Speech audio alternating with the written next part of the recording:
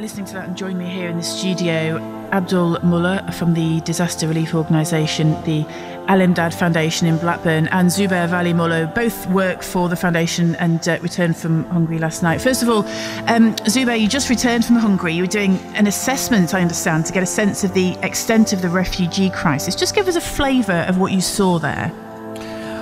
First of all, good morning to all the listeners. Al-Imdaad Foundation, we've been actually serving humanity for over 10 years now, and in the UK it's been 5 years.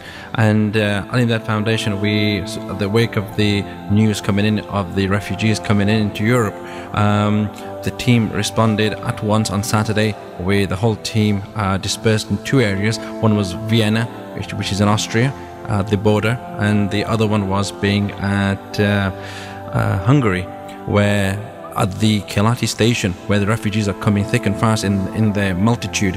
And the initial assessment what we went for, and it was quite shocking, it was quite heartbreaking to see families in their masses, the families with little or nothing, children sleeping on floors, children with little or nothing, just maybe a blanket, some food that's been given to them, bananas or just things like that, but they don't have proper food, malnutrition.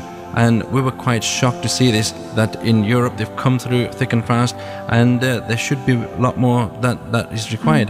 What kind of stories did people have to tell you about the journey that they've been on? I mean, how long have these families been on the road?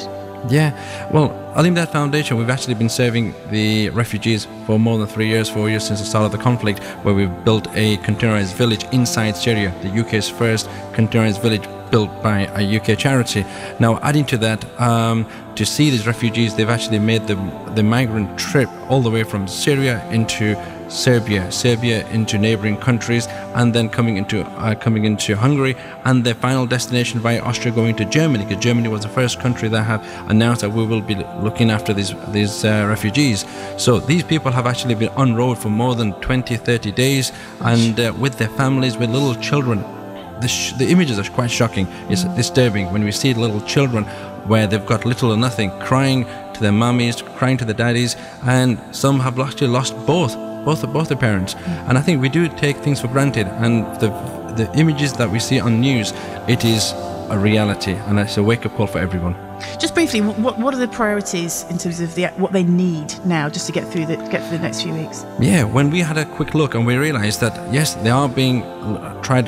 The Hungarian government and the Austrian government, they're trying their best, but they needed hygiene packs. They needed basic stuff that we take for granted, and these families were literally asking us that it's so nice to see a British charity come over with the British flag that we have on our uniforms. They're actually thanking the donors of Britain, that thank you for remembering us at this dire state that we are in a state of emergency. But we realized that they need urgent need of hygiene packs and food aid, so we distributed 5,000 hygiene packs and food aid to all the refugees and their families. Abdul, you have another team, I believe, as well, out in Austria. Is that right? What are they? We do indeed. What are they saying? They're giving us feedback as well, and the situation there in Austria is similar to what Zubair is mentioning. There's thousands and thousands of refugees, but I think we need to remember, most importantly, that we, the Al-Imdaad Foundation, are already looking after 8,000 Syrians on the Turkish border at the villages we've created. So 8,000 we're looking after on a daily basis. So to see these refugees coming over, we're doing our best as much as we can, and the work is going to continue. What we're doing is working with the governments, the local partners, the charities, trying to work together to alleviate the suffering. And I would like to thank these countries as well who are opening the doors, because it's not easy for them to take on these decisions. But at times like this, it's important we pull together. And these Syrian people that we're aware of, the backgrounds and the skills that they possess will hopefully benefit the countries as well. And I was just saying to Zubair earlier that the creator of the iPhone was a Syrian refugee. And millions have been sold around the world. So there's lots that can take place, and I think we all need to pull together, pray and support as much as we can. And to the listeners, what we'd advise you to do is, if you go on our website, we've got live updates. So the videos from the teams on the ground are on the website showing the distributions. So if they go to www.alimdaad.co.uk, they can see the footage on there, and we're going to do our best to help them. I'm interested to hear from you. Obviously, say you've got the refugee facilities closer to Syria, and then you're looking after people that have made that long journey as well.